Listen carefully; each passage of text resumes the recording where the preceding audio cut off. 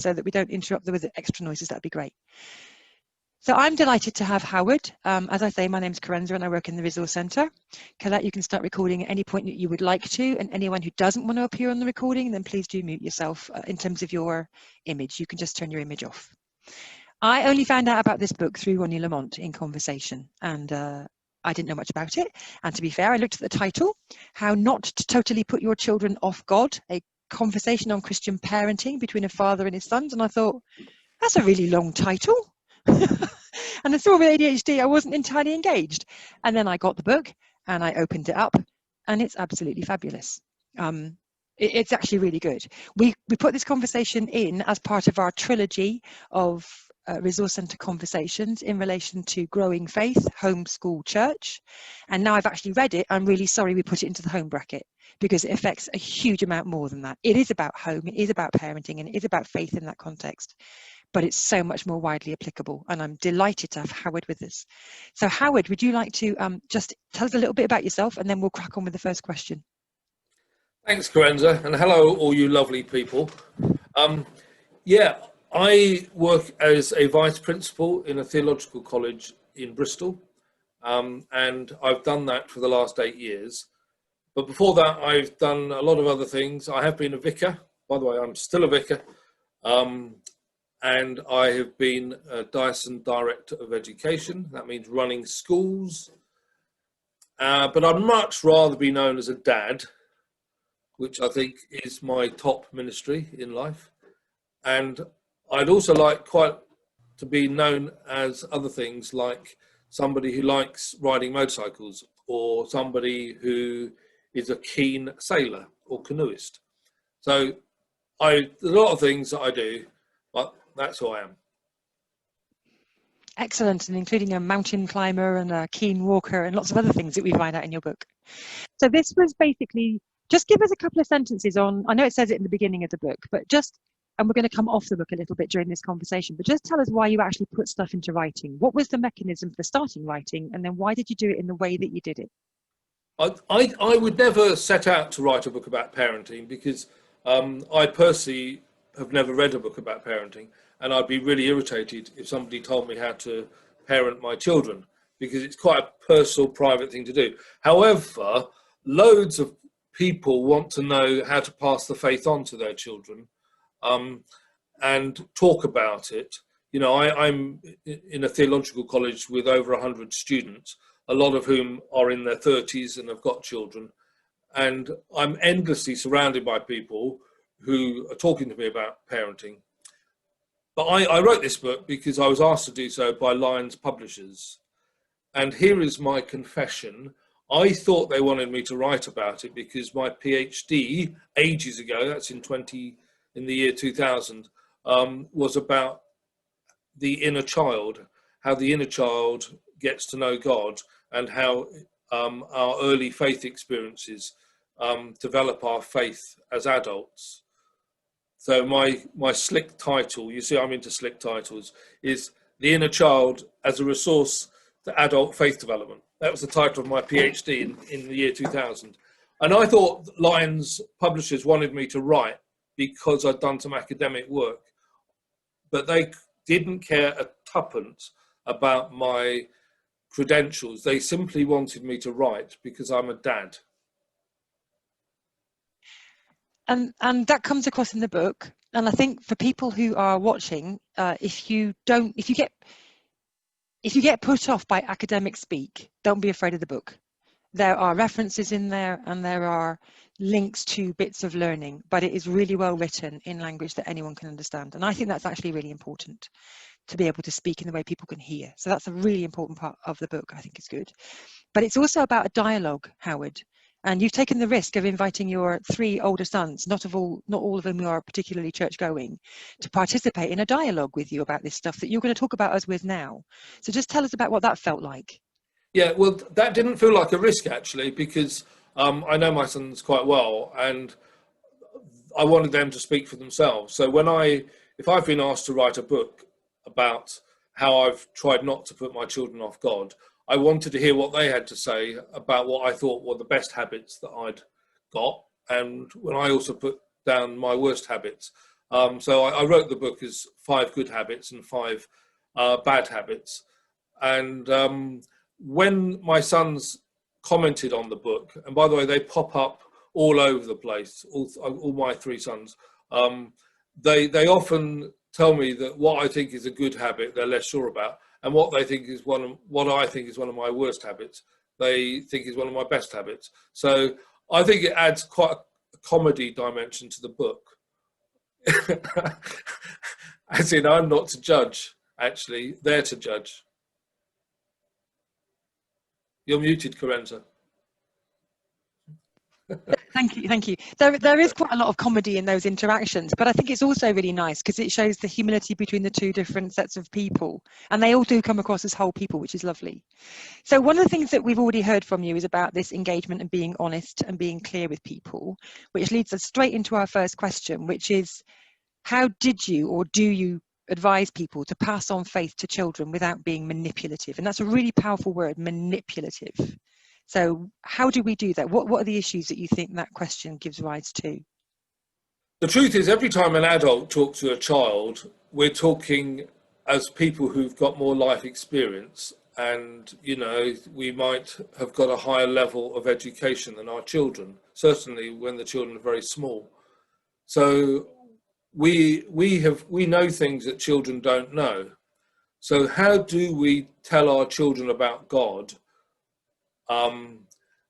as adults, knowing that as they grow up, they might have an analytical perspective which is different from ours?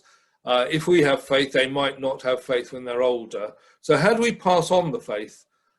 That to me is an endlessly interesting conversation, and I'd love to get you lot talking back to me about that. But my own feeling is that as parents, we pass on what we think is best in life to our dearest and nearest, and in fact, to anybody, we pass it on. I always use the illustration of cleaning your teeth. That obviously you clean your teeth in our culture, and you clean them in the morning and at night. So in the same way that I clean my teeth, I teach my children to clean my teeth. In the same way that I pray to God, known in Jesus, I teach my children to do that. But the next question is, okay, I think faith is good, and I pass that on. I pass on the stories of faith. I take my children to church. But how am I not to be manipulative? I think it's by keeping a close awareness of myself, that I'm not coercing, I'm not lying, I'm honest about my faith, I'm discreetly honest about my doubts. And we could have much conversation about that. I think also what comes up in the book is being clear about your own, being humble about your own context, about what you don't know. And you've got some very clear warnings to people about, don't set yourself up as the expert, that doesn't work. Don't set yourself up as just light engagement, because that won't work. So can you give us an example, maybe from the book or from the experience with your boys, where you thought you had done something to pass on the faith in a bad way or a good way, and your children went, well, it was like this? Yeah. Well, I can recall, for example, I thought that the Bible, by the way, I do think, just in case you become a heretic, that the Bible is the best book of telling the story of God. And I really want my children to know the Bible. But every time I set out to read the Bible to my children, they look bored. I used to have as they grew up, say, if the children were about 10 years old, I would read a story at night, and at the end do a little bit of Bible, but they always found the Bible bit a bit boring. So I found the best way would be to read an interesting book and to ask questions like, do you think there's any God story in what we've just read? So example, Lord of the Rings. We had a brilliant conversation about, in the Lord of the Rings, which character is most like Jesus. And we would debate whether it was Aragorn or whether it was Gandalf or Frodo or Sam. I remember that chat. And by the way, if you're not familiar with Lord of the Rings, you might know C.S. Lewis. That was a really good one to talk about whether Aslan is a good depiction of Jesus or whether or not it's a false depiction. You know, or in C.S. Lewis, when it talks about people who come from a different religion, is that a good way of talking about other religions that are not Christian?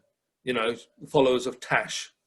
Or any book you like. By the way, I've read so much children's literature, it's not true.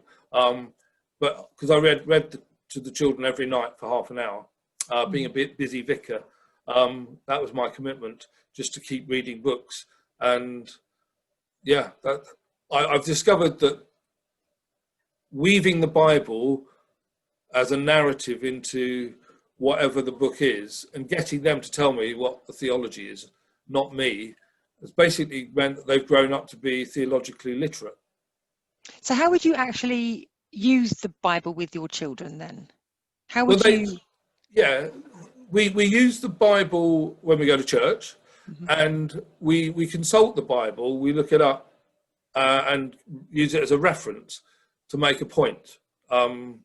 Or we use it in worship. You know, we would use at night a little prayer time called Compline, which is a little liturgy, and somebody would read the Bible then. So we would use the Bible as being an authoritative document that informs all other stories. It's a meta-narrative. Okay. It's not at the same level of Lord of the Rings. It's a higher level. And at this point, I am fairly sure there are people that I know who are out there listening to this going, oh, that's interesting, but I've got a question about that. So if we're talking about a home context, these are the choices that a parent can make. That's fine. That's assuming that parent does engage with church and worship in the home, which not many families actually do. What about if the children's only engagement with the Bible is through the children's worker or the children's ministry? What would you then be talking about in terms of helping children to engage with Bible stories in a non-manipulative way? Yeah, I think it's quite important just to ask the child what they think the story means. So listen to the child's interpretation of the Bible. Actually, about 10 years ago, I wrote a book called A Child Sees God.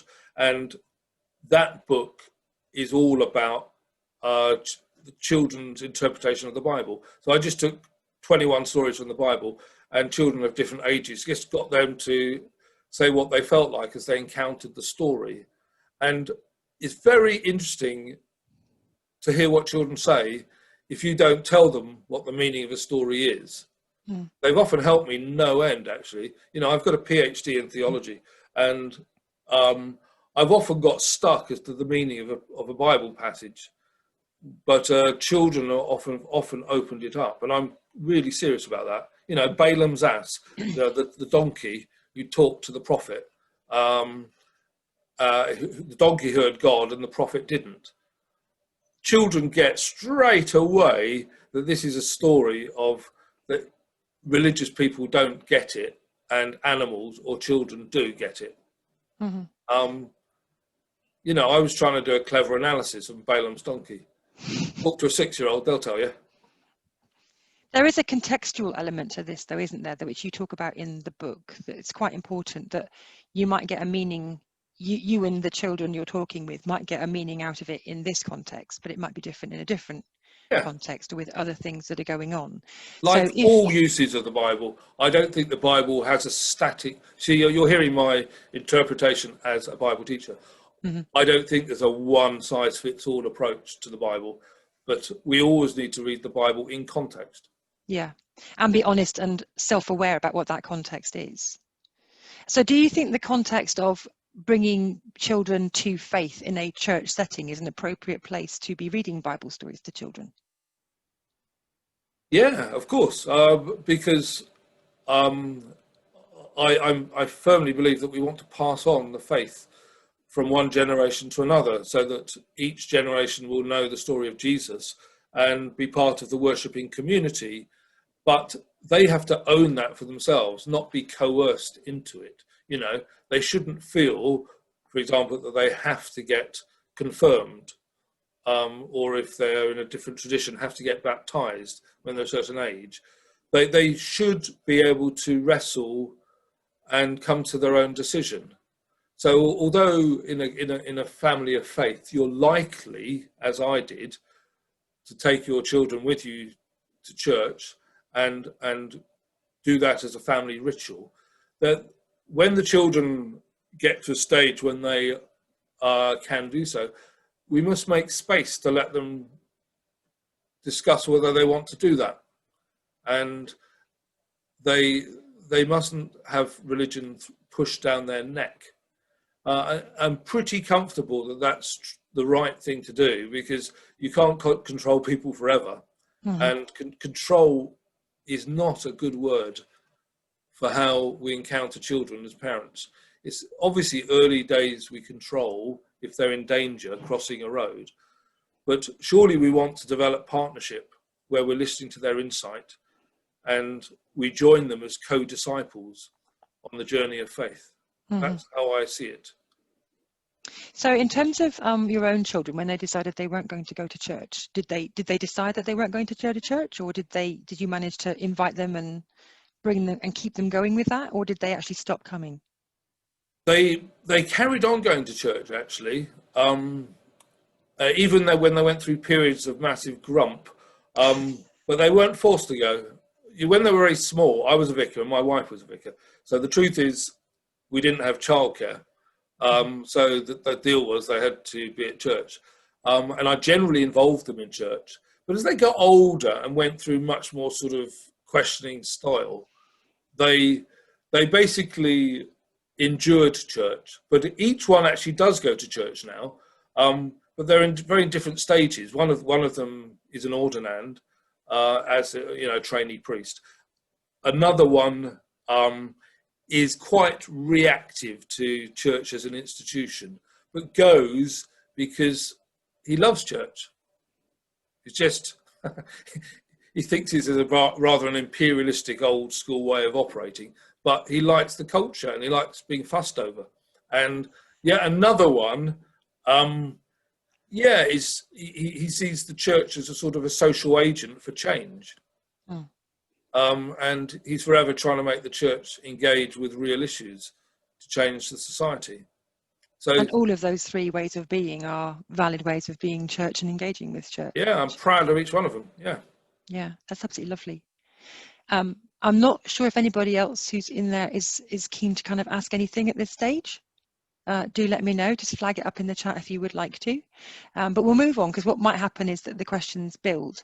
One of the difficulties of talking with someone who's as knowledgeable and as experienced and as clear as you are, Howard, is that it can be quite intimidating to come into the side of a discussion with that, unless you're quite bolshy or don't really care like I don't.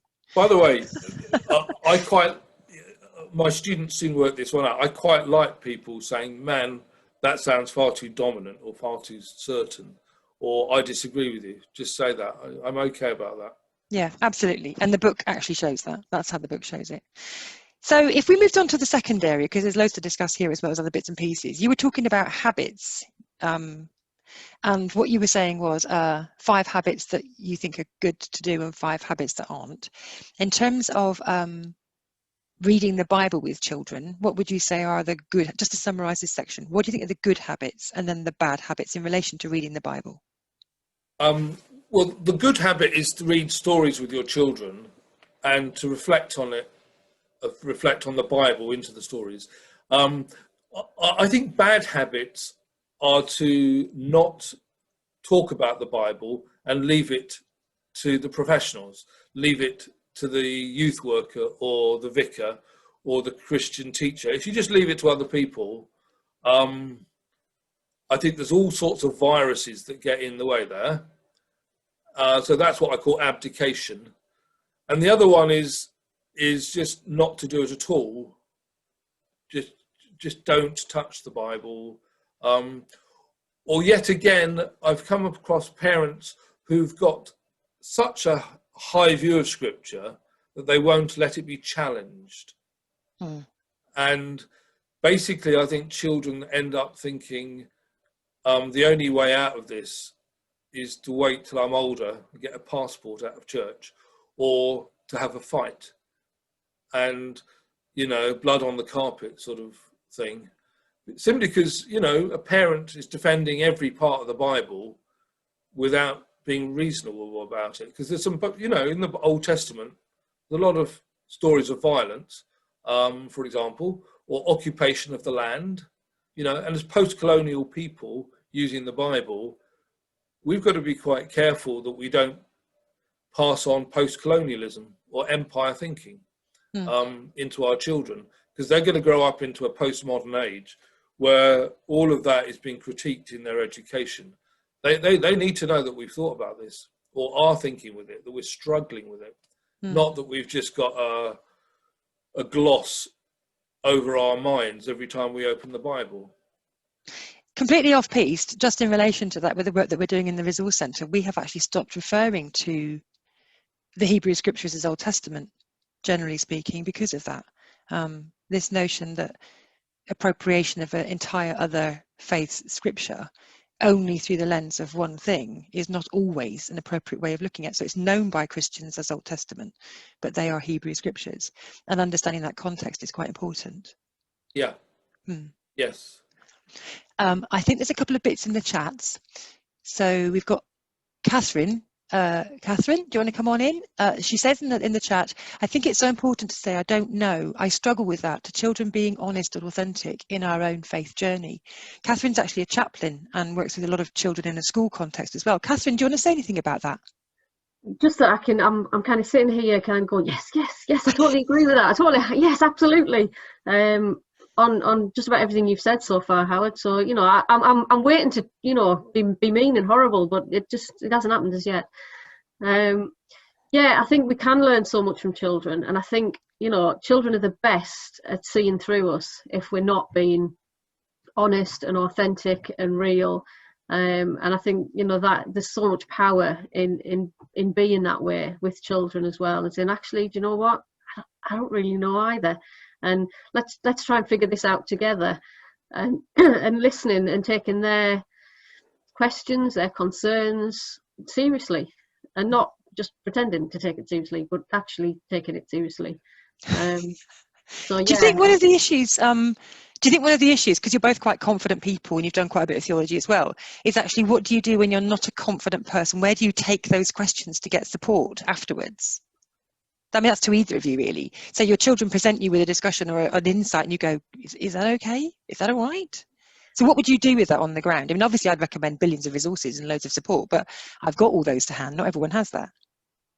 I think for me, sometimes I've got a 15-year-old who's very much in that phase, not convinced at all. And I think it's about respecting that. And some of the questions that he has, I don't have the answers for, and I'm not sure anybody else does either. So I think it's really being clear about that and unpicking what faith is. It isn't having all the answers. It isn't having the kind of the neat sort of this fits into this box and this fits into that. That's not life. That's not, you know, faith is messy, and it's up and down, and it's not tidy sometimes. So I kind of, yes, it's nice to kind of have the answers, but actually I think the older I've got, and you know, when I became a Christian at 16 and I knew pretty much everything by the time I was 18, I had it all sewn up. The older I've got, the more that I know God, the less I actually know. And I think that again is that authenticity of, I don't know why God hasn't healed your sister Jacob when she's been ill for 8 years. I don't know, and nobody can answer that, but he's with us, blah, blah, blah, blah, blah. And just being honest and real, I think. Thanks, Catherine. That's really helpful. Anything you want to say to that, Howard, before I bring another person in? I'm loving what Catherine's saying too. And by the way, if you're a chaplain, it's really essential to have a pastoral side as well as a theological side, because can I just use a couple of big words which are quite useful to me, because the Christian faith can be cataphatic or apophatic. Cataphatic means that we use a revealed truth, you know, truth that is in the creed. It's the bit of the iceberg that's above the water. But there's a lot about our faith that is apophatic. It's hidden. It's below the water. It's the iceberg underneath the water, and it's mystery. And we must not start pretending that there's no mystery in faith. And if we do, we don't half come over as being dickish. So we've got to have apophatic and cataphatic in our engagement with the world, and of course how we pass our faith on. Yeah, I totally agree with that, Howard. I mean, one of the things that we're doing at the moment in the Resource Centre is working on how we bring the sacred back into some RE, how we bring the sacred back into places where it's just been removed, scrubbed out for children in lots of different ways by accident, in the effort to try and help them understand. But we've removed that unknowable depth of something that only they can really access in their personal engagement and study. I'd like to bring Roberta in. Roberta, if you are okay to come in, you've got a question, well, it's more a comment on your own experience really in relation to church and the dogma and rigidity of church, which I'm sure Howard will have no problem addressing. Go for it. I sometimes blame myself for being an overly liberal parent because I think I had the rigidity originally from my own upbringing. But nonetheless, you know, my daughters have been exposed to a range of different church styles and very regular Sunday patterns. And I'm currently an ordinand with the United Reformed Church. So it's all been there. What I find interesting is that, particularly in my younger daughter's case, there's an excellent ethical awareness and a sense of fairness. You know, she'll enroll help to raise money for good causes through running marathons, and she'll you know, talk to people on the street about environmental awareness and all that kind of thing.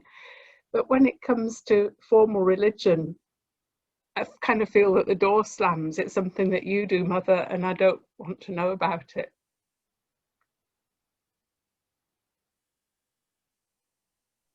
Howard, do you want to respond to that? No, Roberta, your experience there is quite common, I think, for children, and when I hear it, I just feel a wee bit sad that we're misunderstood, because in your case you've already said you're very open to the child's insights. So for the child to view you as basically liking religious truth and a more settled way of thinking, whereas, I mean, I'm guessing if I was to get to know you, that you've got a very open and apophatic tradition, mysterious tradition, as well as a creedal position.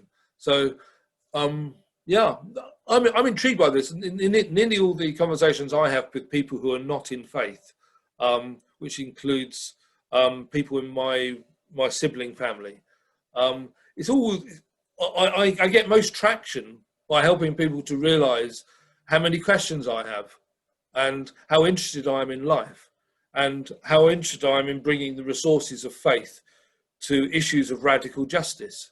When I talk like that, I seem to get so much buy-in.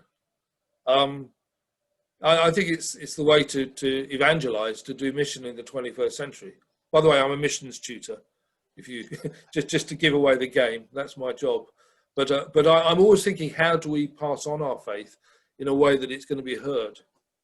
So is that a distinct difference then between the kind of engagement we've just heard about in the home and what you're saying and bums on seats? Because there's a tension there, isn't there? By the way, I never said bums on seats. No, I know you didn't. I know you didn't. Absolutely not. But that's there. Sorry, go on. I just wanted to say that the greatest example that you can give is it yourself, isn't it? So in every way, your personality is the link or the hinge pin that will either repel or embrace your children or your children's children to faith. And obviously I had a brilliant example.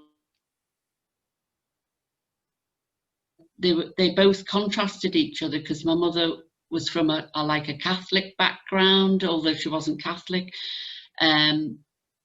Her father had been, so she had all the sort of religious side that she was the one that physically took me to school and made sure that I got confirmed and baptized and everything. But my dad was freer, and he was just showed that an example that has really ballooned now since he's died, because it was just him. It was just the way he was, that I've been able to reflect and think, yes, well, he had all the gifts of the Spirit in abundance.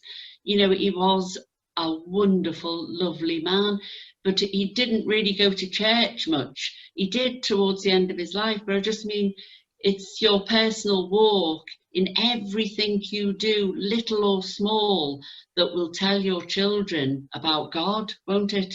Thank you for that. So, Thank you. yeah, yeah. So that call to authenticity, which Howard's been articulating, that you've just testified to, that Catherine mentioned earlier and has appeared in the chat actually. I just want to return back to that bit, Howard, which we hadn't finished off addressing, which was absolutely right. That spreading of faith is the intention sometimes, just as Roberta was saying, with the bums on seats model. So do you want to just address that for now? I think it's important we don't avoid that. No, yeah. The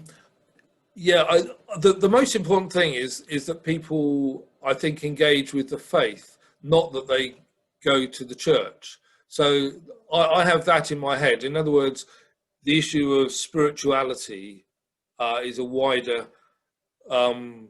bracket than religion. Many people might want to question that, but if I see spirituality, a personal walk with Jesus, is more important than actually having a religious dogma. But there's much to debate in that. I know if I said that in a college lecture, I would set the cat amongst the pigeons, and would have an interesting conversation about that. But in the home, it's about authenticity and personal faith.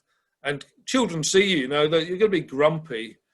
You know, if ever I use bad words, my children know all about it.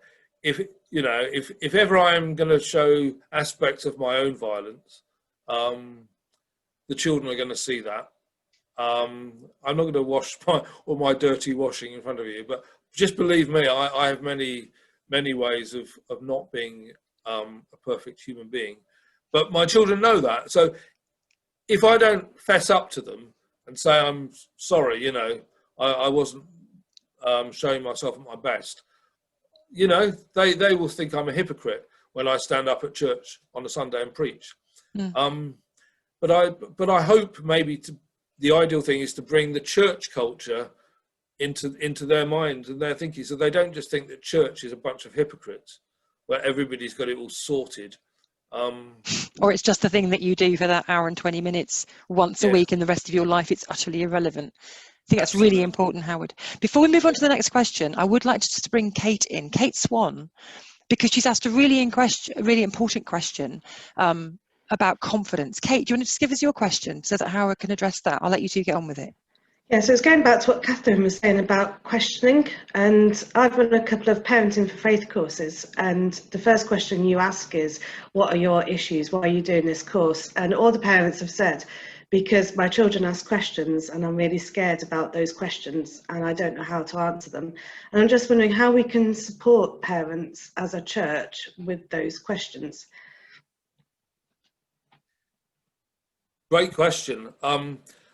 The thing is to be clear about when one knows something and when one doesn't, or when one knows a bit about something. So my own feeling is just to be okay with ourselves, and if I'm okay with myself, I can be honest with you, can't I? So you know, ask me a question about why did Jesus die, or where do I go when I die? You know, what will a child say? Mummy or parent or grandpa, what happens when I die? Where will I go? And you can say, I think what the Bible tells us is this, but it doesn't tell us very much. So we've got to be honest about it, not rather than that we know what's going to happen on the other side of death and it's all sorted. And if you don't know what the Bible says, you say, I'll talk to somebody who knows what the Bible says, because I think the Bible might have some answers. I think that's what I would say if I was running a parenting course, is to say, know what you know, but there's no damage in saying to a child that mummy doesn't know everything. And I'll go and talk to somebody who does. I wonder why we expect people and ourselves to be so authoritative in relation to faith when we wouldn't be doing that about medicine or how to look after the cat. You know, there's a whole range of things where we just go, how should I know that? Let's go and look it up. Or let's go and ask someone who knows, or let's go and find someone who's a bit more experienced than us. I think it's just letting parents and other people know that it's like anything else in the world. If you don't know, you go try find someone else who does, and you might not agree with them. And in the end, you've got to make your own decision. Go for it. But there are other people. We don't live in isolation. If the Bible tells us anything, it's that people make mistakes, but not in isolation, and it's okay. Yeah.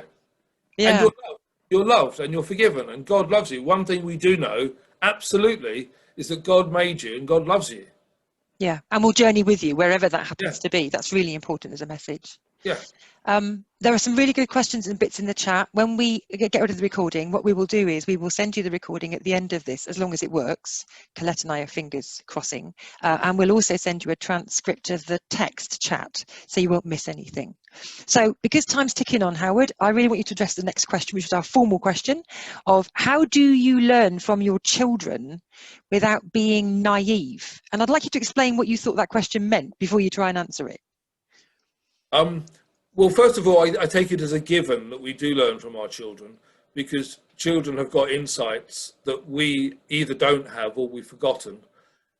And by the way, if anybody ever doesn't agree with that, I always use my reference point to Jesus, who said to his adult disciples that unless you become like a child, you're not even going to enter the kingdom of heaven. So clearly, we must learn from children, or learn to be childlike, however you wish to interpret that. So, but if we are going to therefore learn from children or learn to be childlike, how do we do it without being naive? In other words, don't just switch off cognition, brains, academic insight. It's not like that's all rubbish. Just because we are saying that it's not the only thing, it doesn't mean to say it doesn't have insight. So it's how to be an adult learning from a child is my interesting question. And I love that question, because I personally have so much fun listening to a child telling me about stuff, whether it's what the Bible says or just listening to the insights of a child encountering creation or asking questions about the universe, you know, wildlife. There's a lot of things, but the question is how to do it without being naive. It's a little bit like about being manipulative.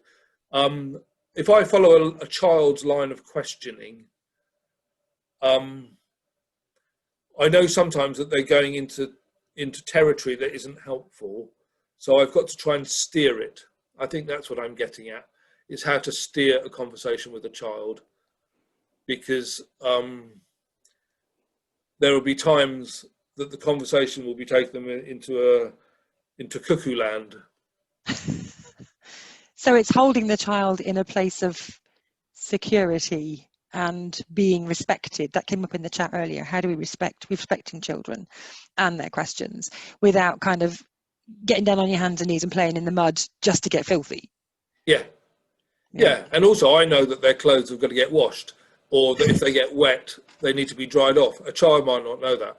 Yeah, so, exactly. You know, I'm holding that intention. So on a dry day, I might get on the ground and play around, but on a wet day, I won't. Do you know what I mean? I know things that a small child doesn't know, and it's keeping that intention, my adult self and my child self. Mm-hmm. And then their side, where they have maybe adult insights, but in a child's world where they're trying to do stuff with all that as they learn their journey. Perfectly, yeah. Mm-hmm. Yeah. There is a question I think we should address. It's come up in the chat, because I love the word weakness. And it is from Wendy, who says, people see not knowing as weakness, ? How do you understand weakness within the Christian context, and then maybe in relation to children? Great one, Wendy. I mean, Jesus obviously gives us a lovely tradition that in our weakness we find strength. And it's very much in the awareness. I think what that means is having an awareness of our fragility, because actually that's truth. Yeah. So weakness, it depends who's determining weakness. Weakness is simply an awareness that we're not strong. And as parents, we are human beings. And at some point, our child has to know that. If they forever think of us as being super people and able to defend them from everything, then we failed in our job. By the way, when a baby is born, they really are weak, aren't they? I mean, one of my son's wives has just had a baby, and I'm intrigued how weak this little thing is. It's like a little kitten, you know. It's got no ability to do anything except suckle and be cared for. And so at a certain stage in our lives, we do care for a child with total power. If we weren't there, the child would die. But as they grow up, we must learn to allow them to walk on their own 2 feet and also to think in their own heads. And that's where we have to acknowledge our weakness. And so we go from being powerful to weak. And by the way, that happens as we get older. Look at me, I'm 58. When I was 28, I was playing prop forward for a serious rugby team. I have to accept that I'm 30 years older and I'm not as powerful as I was 30 years ago. Now, if I don't do that, I come over as being a very bigoted old geezer. But if I do accept that, I might actually have a bit of grandiosity that once upon a time I might have played the game well. Do you see where I'm going?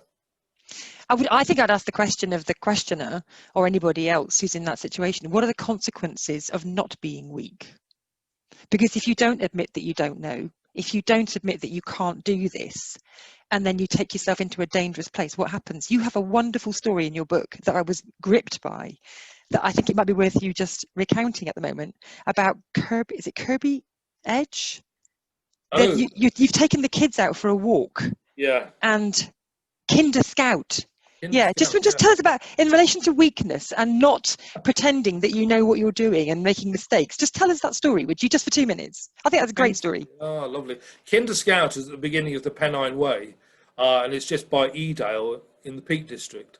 And in order to walk, I love climbing and walking. And when my children were about 7, 9 and 11, I took them one day up Kinder Scout to the top, and I knew that if you cut across the moor using a compass, you would another few miles, you could then drop down a crag safely, walking down a pathway, and come to a pub called the Snake Inn. And I promised them that we would have really nice chips and food and a good time. But when we got to the top of Kinder Scout, the mist came down and it got very cold, and my compass turned in circles because there's a magnetic impulse up there. And basically I was lost in sub-zero fog with 3 little boys, not equipped to cross the bog. And basically we just shared our clothes around us, and I had got a tarpaulin, which is a big piece of plastic, and we just wrapped ourselves together and slept on the moor, and just drank water, and I had a bag of crisps that we shared around. But we were all warm enough, we didn't die. But seriously, from a mountaineer's outdoor perspective, that is a bad thing I did that day.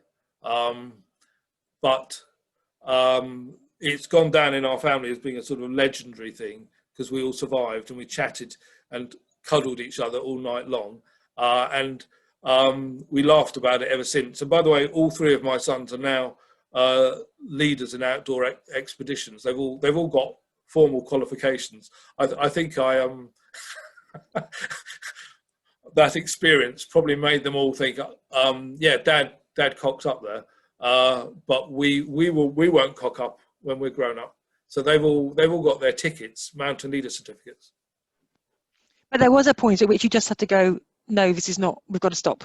Yeah. And that's What I did right, Karenza, was I stopped. I looked back. I stopped. I found a gully, and we slept. Yeah. If I'd have carried on, we'd all got exhausted, lost all our heat, lost all our energy, got really miserable and upset. We could have died on the hill that night. Yeah, you could have done, and people do. When So you there is. Sorry. talked earlier about children and being childlike, the wonderful trust that those, I know they're your children, but the trust they had in you to do what you said, and to all huddle together, a bit like the penguins on that film. I don't know whether you've ever seen the penguins, but it's got a lovely outcome, and it's like God was protecting you as well. And by the way, I did at least have a tarpaulin. Yes, yeah. So a tarpaulin, you know, it kept the rain off us and kept the heat inside. And the crisps as well. Yeah. Don't make him don't make him feel too good about himself, Jennifer. Pack that in. So I'm justifying myself now. Yeah, enough now. He made a mistake and he understood it and he stopped and no one died. That's where we can leave that one. But thank you for sharing that story, Howard. That's lovely, because I think the book is full of little anecdotes like that, which are so powerful just in the telling of them, which I think is, again, sharing stories to relate to scripture. It's really, really good. I do want to bring Wendy in, because I think Wendy's got a question that's burning, that's not being answered, and I think I need to hear from her about this. She's drawing on it from a teacher's point of view, and a school point of view rather than the home, but you're a teacher and you've understood all this. Wendy, could you just come in and tell us what's niggling at you about this issue about weakness? Just tell Howard, and then Howard can respond to you directly.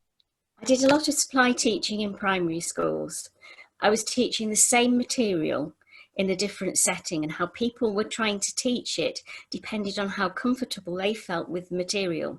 And if they didn't feel comfortable, they delivered a very poor lesson. And therefore the outcome, the whole idea, I would deliver it as, this is what I believe as a Christian. You may not believe it, but I gave respect that these were just young human beings. And that's still the case. And as a teacher, you cannot show weakness. You cannot stand in front of a class of children that you've possibly never met in your life before, which is what I did. And I had to go in and engage with them, and by my way of delivering, I think an easiest way is to say I had to do Buddhism, and it was want and need, and I basically did a Venn diagram and got them to discuss it. And I was ill, and their own teacher was taking them and came back and said, I didn't know 9-year-olds could be so profound. We just do not challenge and realize how much our young children know right and wrong. Something you said, Howard, really resonated. You said about your children trusting in you. I'm a really poor swimmer. I've taught loads of people to swim, but I hate water. My daughter from the age of 18 months was a water baby, and is, because I knew she needed to know it, and she didn't have to see any weakness from me. I didn't have to go in the water. I found people who would do it for me, and I was wildly enthusiastic about it. Really interesting, Wendy. But I think what I'm hearing you say there is you compensated for your weakness. But a teacher can't. But a teacher can't. I could as a parent in the swim, but a teacher can't. Yeah. How do you empower your teachers to deliver with sincerity if they don't believe it? Right. There's so many things behind your question there. Just a quick thing about teachers. Teachers, to say that a teacher can't show weakness, yes and no. A teacher has to be in control of the classroom, and the teacher is the professional who's being paid to do a job. So in that sense, the teacher has to be strong enough to do that. But a really good teacher in a classroom will also, having got the right atmosphere, will help the children to realise that there are boundaries to their knowledge. So, but only if you're their regular teacher. Yeah. You are the army of supply teachers who go in and pick up on a day's, you get a call at 8 o'clock in the morning, you go and pick up what's to be delivered, and you become the teacher. You may not even know them. No. A similar situation to people turning up in a church. Yep. You may not know them. How By do the you way, yeah, and the supply teacher is one of the hardest jobs on the planet. I know. Yeah. By the way, it's the same thing about being a traveling preacher. If you're gonna build your church, you've got to be a pastor who stays in one place for a certain amount of time. Whereas if you simply go from place to place, you might have a good sermon, but people don't necessarily know who you are and won't necessarily come to faith, will they? It's the same thing. Thanks. Yeah, Wendy, I think what we need to do is to move on to the last section, but I do think what you're very clearly illustrating is Howard's first point about context, that you do what you can in the context that you're in. You know, we don't teach algebra to reception because that's just not appropriate a context. And there are physical contexts where you can't do certain things as well, like go up mountains in conditions where you shouldn't be. I mean, there is a point where with the best will in the world, you'd like to do something, but you're just not able to in that space. And engaging them differently and showing an authentic relationship, which is exactly what you did do, is perhaps the beginning to, if you ever see that class again, moving them somewhere else and from somewhere else. I'm concerned about the teachers because I feel for colleagues who would genuinely like to deliver it better, but they don't know how. I think that's really important. Libby, just not to hijack Howard's conversation, but I'm wondering if Libby, who I'm sure is out there, yes, wants to come in on this in terms of supporting, because Libby's got a whole team of lots of non-specialists working in this area. Have you got a question for Howard, Libby, or a comment? Well, I think it's more sort of to say to Wendy to have confidence in two ways. In yourself, be yourself. And bring to whatever class you're teaching the best of yourself and have courage and confidence in that. I did. But I'm tired. Yes, I understand that. In my situation, yes, I have a lot of non-specialist teachers, and I would say to them, as Howard has said, it is your job. You are paid to do this. Every child has a legal right to receive good quality RE. And then you have to turn to your leaders in your school and you have to say, you need to put training in for them because it is a legal requirement. It's not easy. And I find I probably split the staff that I work with into two very broad groups. One where they may not be Christians, but they have some spiritual understanding. And they put the time and the effort into the subject, and we have loads of resources out there. There is no excuse for any school not to have the best quality curriculum for our children, including up to Key Stage 3 and beyond. And there are teachers, there will always be teachers who will grab it with both hands, and they will do it really well because they see the necessity for what children can bring. If we're talking about what children can bring, it's, you know, the way that children work with RE in class can be phenomenal. And then there are other children who they don't like this holier than thou, all-knowing attitude that some teachers might have. If they have a faith themselves, they can be like that. And I think this idea that Howard was talking about, where weakness, not knowing something, is actually really important. Because you've got to allow people to not know it, but then in teaching you have to put in place the training and support them to do that. Thanks, Libby. It's never easy. Teaching is not easy. No, but I think there's also that point which Howard made earlier, which is if we don't show that sometimes we don't know, how do we give permission to children to not know? What invitation are we offering them at all in terms of learning? You're not born knowing everything. And if we pretend that we are, we actually exclude them from a learning journey. We give them no confidence to not know. And that's just not helpful. But I do appreciate that Wendy's situation was particularly related to supply teaching. Thanks, Libby, that's great. Howard, we're moving into our last section, and I've just noticed my laptop's on 16%. If I banish people, Howard will just do it all by himself. Okay. So, last section, and I was really intrigued by this, and I had no idea what you meant when you suggested this until I read the book, which I had begun the beginning of, but I hadn't finished it. And I love this question, especially if we're looking at the growing faith agenda, and some people out there actually are in this group. How can we see parenting as a spiritual rule of life? Tell us about that. I love this. Thank you. I'm glad you like that. Yeah. I mean, actually, I gave a lecture in this college yesterday, basically entitled "A Rule of Life: Training to Be Like Jesus." So if our role as disciples of Jesus is to learn to be more like Jesus, it's not, we can't do that simply by discipline or by regulating it, but we can develop good patterns, and developing good patterns so that I naturally do things from the minute I get up to when I go to bed at night. I think when we're parenting, we are sharing our lives all the time with our children, and so we just have to have good patterns that come into our life. So pretty obvious patterns that are good habits for a rule of life are things like saying prayers before we go to bed, or having a time together where we have stories and think about the day that's gone, and praying for others. Or when we get up, we all have our own rituals and rules of life. For me, it's doing a bit of exercise and saying some prayers. But what does that mean if I've got children? So developing a rule of life is how I mean to live and how I love living. It's when I eat, when I exercise, when I take holiday, all of that being done in a way which is Christ-like. And being Christ-like is the best that I can be.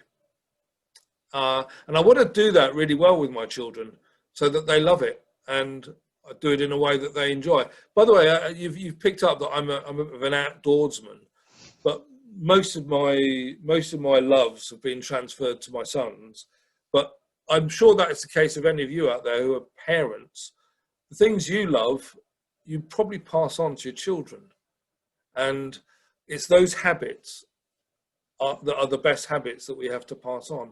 And I like to cement them into my life so that I don't lose them. When I'm as a vicar or as a theological educator, my life is so busy that I have to lock in what is really, really important. And yeah, what is really important, it's that inner time to pray. It's that time to go for a walk. It's that time to have an intimate conversation with somebody you really love. For me, it's to get my canoe out in the water or my sailing boat. All of these things, I want to lock them into my life as a rule of life so that I don't get blown away by the busyness of life. So that I come to the end of my life thinking, why didn't I spend more time with Jesus, talking to him? Why didn't I spend more time with the people I like best? Why am I only talking to people who are my students or don't know me that well? They know me quite well, but they're always demanding. By the way, I like my students, but hey, they're going to forget me in 10 years' time, but my kids won't. And it's learning to invest in my rule of life as to having at the end of time lived a life that was meaningful. I'm going to shut up now. That sounds to me like sacralizing the ordinary, which I think is yes, yeah. Does that make sense, Howard? Yeah, it does. Absolutely. So, but I think yeah. parenting, in the same way that we can be a teacher or anything else, we can be a parent by setting the right, or a minister in the church. We know all of these things need to have a rule of life to go with them, but parenting as well. And I mean, the story about Mary and Martha, is so crucial to family life, isn't it? Mary has chosen the better thing. Helps in every way, doesn't it? In every area of your life. That is a wonderful, wonderful story that can be lived. And as you've said, that I think that's a great idea, making these things rules in your life, and then they pan out to everybody else, don't they? Whether they believe or they don't believe, It sounds like your father and your parents did that for you, Jennifer, even though you weren't aware of it at the same time from what you said earlier. Yeah. So Howard, if this is so what you sound like you're recommending is almost a conscious dedication of those parts of who you are and what you do with your life, which doesn't have to be anyone else's business, but it's something that absolutely informs everything that you then do. Yeah, Okay. it's distilling those best habits that are right for your family. But it's not being afraid of when you muck it up. And that's No. what I loved about your book. You know, there is no need to wash dirty washing in public. And those of you who know me know that I've got plenty of that in my house as well, which is why the camera's facing this way. But you have to celebrate the bits that you can do. You have to celebrate the bits that kind of work and not be afraid of looking back and going, well, that was a tough decision, but actually it worked out okay. And I was fascinated by your boys when they turned around and went, well, you thought that was a bad thing, but it wasn't a bad thing. Do you want to tell us about one of those instances that struck you about when you thought you'd mucked up and the boys went, oh, no, that was good? Yeah. Yeah. I mean, another outdoor one was sailing. There's a little island up in Scotland. I had a sailing boat called an Enterprise, where I sailed around with them crewing the boat. And yeah, well, basically, to cut a long story short, if you're not into sailing, I nearly capsized. I nearly hit a rock. But afterwards, the boys, I was very sorry, but they said, you got us round, didn't you? Yeah, that's that illustration. But no, let me think of another one, a bit less outdoorsy. I think it's as a parent, I was a bit fundamentalist sometimes. I would tell them the answer rather than letting them find it out.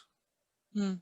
So, for example, my oldest son, who's now an ordinand, training for a priest, he was always convinced that if God is God, he could save anybody. And he told me one day, when he was about 9, that God would save the devil. And from my background, I thought, sorry, the devil is the devil and God is God. So I had a slightly dualistic aspect to it. How can the devil be saved? Anyway, to cut a long story short, that thought has entertained much of my reading. And I think that's really interesting. You know, in the 3rd century, Origen, that's an early century teacher, he believed that the devil would be saved if God was God. But my 9-year-old came up with that. But I remember squashing him flat, saying, no, that's wrong. God is God, and we have to have a hell, and in the hell goes the devil and all the bad people. That was, as a younger guy, me talking. I don't believe that now, by the way. But my 9-year-old taught me that. But I'm glad I at least listened to him and didn't shut him flat. Yeah, I think I'd go with your boys in Oregon, frankly, but that's just personal. Can I read a little bit from your book? Because I think it's something that ends up with in the thrust of it. There's a little account on page 91. It's just one of the comments from BW. I don't know which one of your boys. BW, that's Ben, my youngest son. That's your youngest son. And it just says, I think the reason faith isn't carried on is because we don't adventure or explore or take risks. Christians must stop being so boring. This needs to be changed. Where's our thirst for life? I don't think he means boring as in let's all do juggling balls at church or let's all run around the house. Do you just want to respond to what you think's behind Ben's comment there and what's being said? Because I was really struck by that. Ben is convinced that if God is God, made the heavens and the earth, then there's nothing not to be explored on the planet. And he cannot get over how dull so many Christians are. All they're doing is trying to defend their creed and sit around and sing rather naff songs. So that is Ben for you. I mean, he's amazing. I mean, I love the guy, but he's totally aware of God's bigness and can't understand why God is made into such a small construct in the lives of so many people of faith. Yeah, so his faith, Ben's faith, I mean, just to let you know, he lives on a barge on the River Thames, and his job now, he teaches in a PRU, a pupil referral unit, with children who've been kicked out of all mainstream education. He's got such a heart for the people who've been dumped by society. And I think that's because he believes that God is big. But in most churches, he wouldn't fit, because he's forever asking questions. I think I do see a significant difference there between the work I do with some schools and the work I do with some churches. In that with some schools, they are constantly reaching out to do that. God is, their curriculum is to kind of look at this, God is here, look in different faiths or in different ways of being or in different traditions. We can do creation and everything else. Look and celebrate all that. Maybe that's because they're almost wholly composed in majority of children. But when you go to churches, which are mostly wholly composed majority adults, it's a much narrower world. You know, adults think they've got it, but they've got really small worlds compared to a lot of children. So I wonder if Ben's just held on to his childlike nature to celebrate the sacred in all things. Yeah, and he sees the kingdom of God as being bigger than the church. And I think that's a good code name for all of us. You know, that's why Jesus talked about the kingdom in the Synoptic Gospels. Always the kingdom and always metaphors that are not easily explained.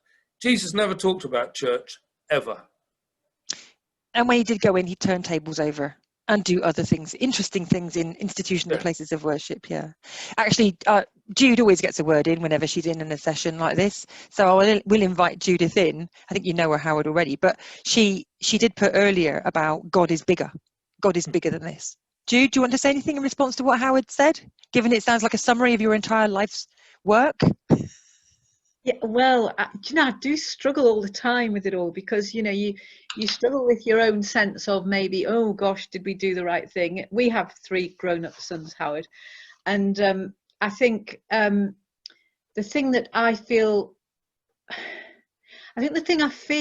as both someone who's been involved in Christian nurture as well as being a parent and all that stuff is the whole thing about God's not just bigger than the church, but God's bigger than my faith. And I always think it's a bit ironic that we sing a chorus as kids and as adults, seek ye first the kingdom of God. Yeah. I think we should be singing, proscribe ye first the kingdom of God, because we tend to prescribe the kingdom of God rather than seek it.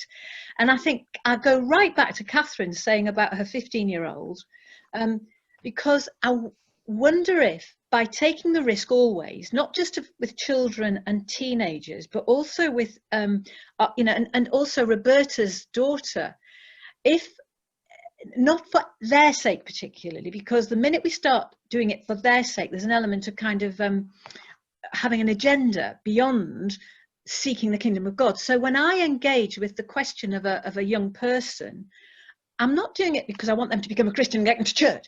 I'm doing it because it's the right thing. That's about growth. That's about life. And the risk is that we lose the church, because the church seems to be something that when young people do engage with that which is most important to them, the church isn't necessarily what they're in its present form isn't the place that they're going to do that.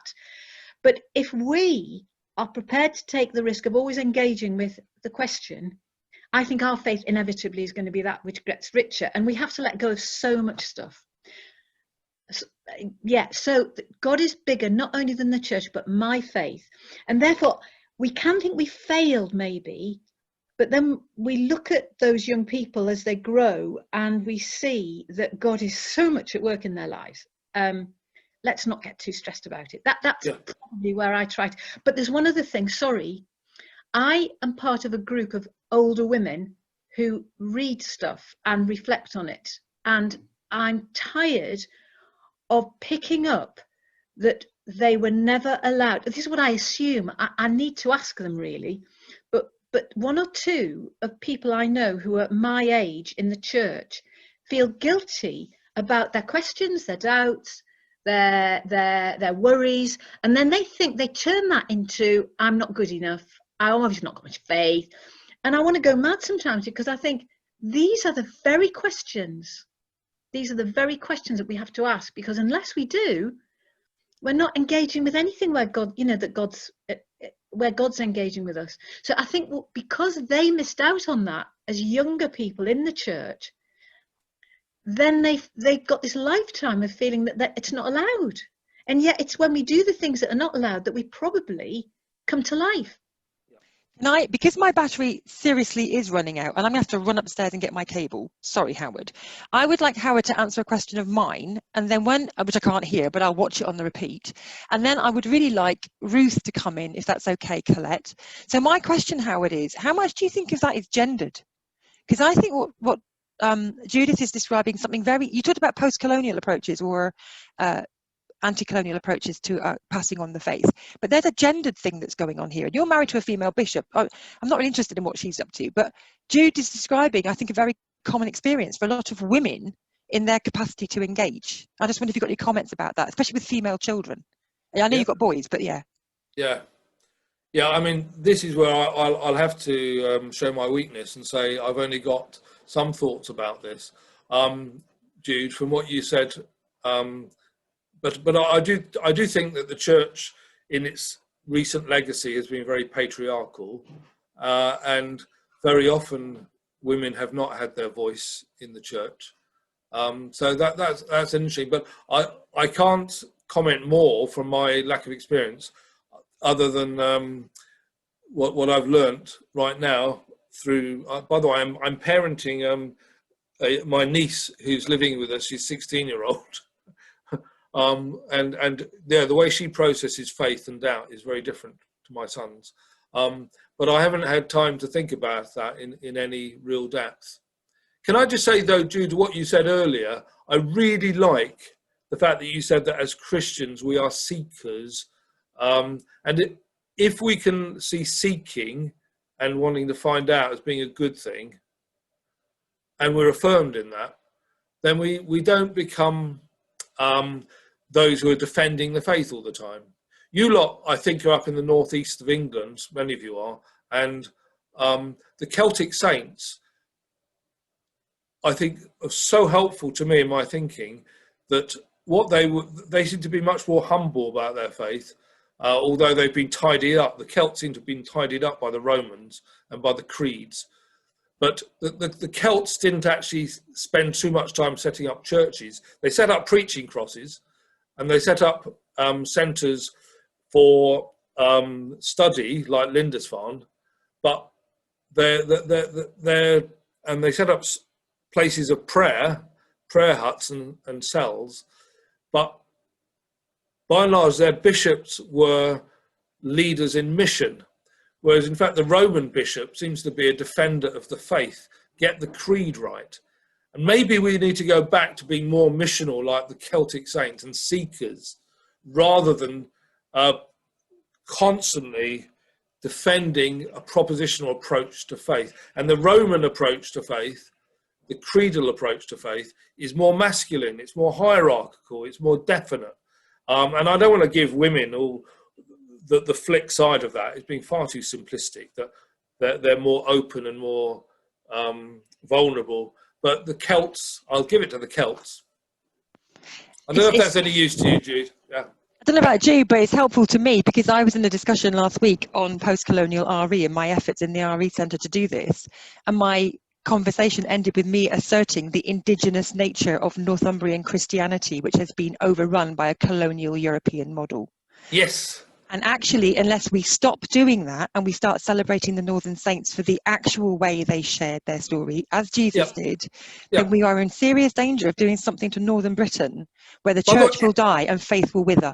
I tried to write a book on this, by the way. I sailed around the coast of Britain, set up a charity called Navigators of Faith in 2018, but I can't get a publisher for the book. But the one thing I found was that the Northern Saints and the missional impulse is something that we need to redress.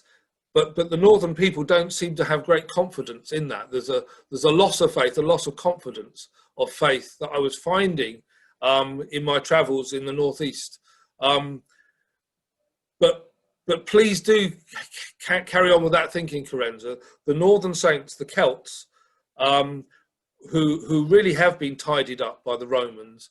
At the Council of Whitby, where they've even had to change their haircut to fit in with Roman tonsure, and we've established the date of Easter to being what it is, standardised now, and even the way we baptise goodness me, what right did the Romans have to dump that on the Celts? Because the Celts were humble bishops, and you know, they were expected to get out of the room when a Roman bishop came in. That was arrogance.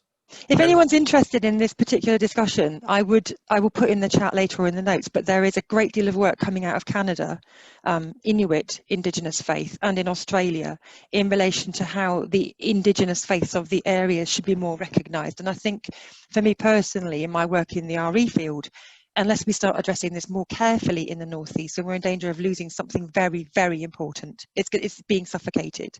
But that's just as in passing, Howard, I will send you as your thank you gift a copy of the Resources Centre's own published books of the Northern Saints for children. It's a storybook. Oh, thank you. That will be I was thinking about what to send you as a present, but I will send you that because I think you might enjoy it. And it does talk about those models of learning, which I think are really important. So people, we've only got 7 minutes to go. If there are any more questions for Howard, then please do pop them in the chat or wave a hand and wave it around. I think that would be really helpful. Or if there's anything Howard wants to say to us. Oh, Jennifer's got a question. Jennifer? It's really, well, it's not really to do with what we've discussed, other than it was flagged up before about Jesus, you know, getting rid of all the bartering and going on in the grounds of the church, which you kindly highlighted. It's funny, I was actually reading about that last night, and it did occur to me that, do you think Jesus did it not just for the obvious reasons, but do you think he did it because there would be no need for this in the future? Because obviously he is the ultimate sacrifice, isn't he? The Passover lamb. That there will be no need for the bartering in the future in the church to do with buying animals for sacrifice. Do you think that is a meaning that you can attach to it? Because obviously in the context I was reading last night, it was meaning that the church will be destroyed and obviously rebuilt by Jesus in 3 days. But do you think it also could mean that there's no need for bartering after Christ, because obviously he's the ultimate sacrifice? Howard, do you want to answer that? We've got 2 more questions in the pipeline. Thanks, Jennifer. Howard, have a go at that one, and there's 2 more to come in. First from Ruth, and then from Ray. Thanks, Jennifer. Right, thank you. Yeah, I think in the temple, Jennifer, you're absolutely right that Jesus, it's his father's house, and they made it a den of iniquity by trying to buy their sacrifices rather than actually doing anything about it. So. And Jesus, of course, ultimately, you're right, he is the sacrifice. So we will not need to barter, and we will not ever attain our own salvation. And that is the story of that. So absolutely, no more indulgences, no more trying to buy our way into heaven. You know what? We've all got it already. Ruth? Hi, I love the idea of a spiritual rule of life. And can I ask what you think is the role of prayer in passing on the faith, both in praying for children and helping them to develop their own faith experiences? Yeah, well, absolutely. Prayer is like breath, isn't it? It's breathing. It should be so much part of what we do, and we must. The key thing is to find space in our diaries to do it, in the rule of life, because most of us who are busy Christians and people who are doing stuff out there in the world often are beguiled to thinking that our busyness is more important. I said to somebody yesterday, if you're too busy to pray, you're too busy. I know it sounds judgmental, but I say that to myself as well. Prayer, absolutely, we must be praying for our children all the time. Even as we bring them up and even as we're talking to them. By the way, as I'm talking to you right now, Ruth, I'm sort of praying. I'm talking to Jesus so I get the right words and the right flavour as to what I'm doing. So everything is prayerful, Ruth, absolutely. But we also need specific time for prayer and teach people to pray. So it's not just my breathing. we stop and go to a sacred place, a thin place, and have a ritual prayer as well. And I'm massively into teaching that to my children in the family, an opportunity to stop and pray, or to go somewhere and pray. So there's a whole chapter in the book on praying with children. Brilliant, thank you. Maybe it's a difference between shallow breathing as we go along and learning to do a big yoga breath or a Pilates breath occasionally. When you realize that you can feel those ribs expand, you can feel those intercostal muscles working. Sometimes you just have to do it and work it. Ray, you're the last person who can get a question in at this time. Any more questions, chuck them in the chat, because it might be that we can use them with Howard later. Okay, Ray, over to you. I was just wondering if you had any reflections on the current time where lots of families aren't able to bring their children to church. Even for me, I can bring my eldest daughter to church once a month at the moment, and it just feels devastating for me, and I'm sure lots of other families as well. Thanks, Ray. That's a really topical question. But this is a good opportunity, though, for us to be developing rituals in the family, isn't it? So personally, on a Wednesday and a Sunday night, everybody in my family is Skyping me at 9 o'clock, and we're doing evening compline. By the way, if you try and get them to stop doing that, they get fierce. I've never in my life known everybody wanting to pray so much around me. But it's because basically they want to have a chat and gathering. So in terms of church on Sunday, where we can't all go on together, I think we need to do blended church.